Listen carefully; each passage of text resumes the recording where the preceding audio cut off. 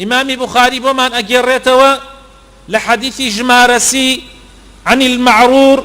قال لقيت أبا ذر بالربذة وعليه حلة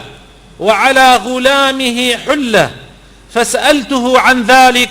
فقال إني سابيت رجلا فعيرته بأمه فقال لي النبي صلى الله عليه وسلم يا أبا ذر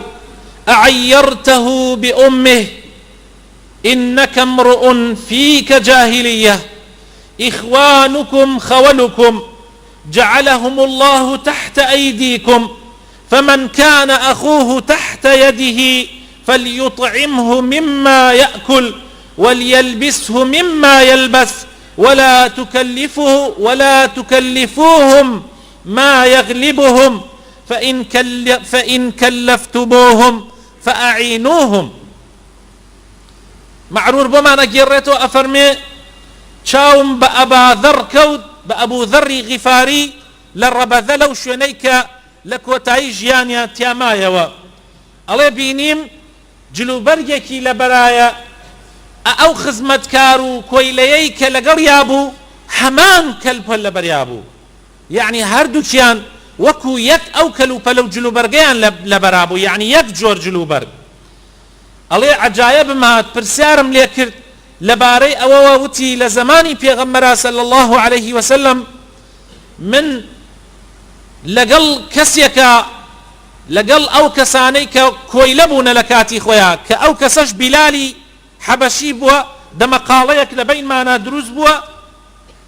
لە دەمەقاڵەکەیان من تانەیەکم لێدا بە دایکێوە وتم ئەی کوڕی وەکو لە ڕیوایەتەکانی ترێ هاتووە ئەی کوڕی ئافرەتە ڕەشپێستەکە ئەڵێ هەواڵ گەیشتە پێغەمبەری خوا صلی الله عليه وسلم پێغەمبەری خوا بانگی کردم و پێی وتم ئەی ئەبوو ذەڕ گوێنت یان تانەتدا لە بیلال بەدایکی کە ڕەشپێست بووە بەڕاستی تۆ کەسێکی هێشتا جاهلیەت و نەفامی تیا ماوە هێشتا بەشێک لە نەفامی لە تۆیە هەیە ئەوانە براتانن خوای تەعالا خستوونیەتێ ژێردەستان برای ئێوەن لە ژێردەستی ئێوەیان جا هەر کەسێ ئەگەر برایەکی کەوتە ژێردەستی بەهۆی هەر شتێکەوە تۆ مدویری لە دائیرەیەکە مەسئول و بەرپرسی هەر کارێکت لە ژێردەسایە کۆمەڵە خەڵکێ لە ژێردەستان تۆ لەو خواردنە بخۆ لەو خواردنەی خۆت کە ئەی خۆی بەشی ئەوانش بدە یعنی مەقسەد ئەوەیە لە خواردنەکەی خۆت بدە بە ئەوان تۆ چی جۆرە خواردنێکە خۆی با ئەوانش لەو جۆرە خواردنە بخۆن تۆ چی جۆرە کەلوپەل و جلوبەرگێ لە بەرەکەی بە ئەوانش هەر لەو جۆرە لەبەرکەن و ئەرک و کارێک مەدەن بەسەریانە کە لە توانای ئەوانە نییە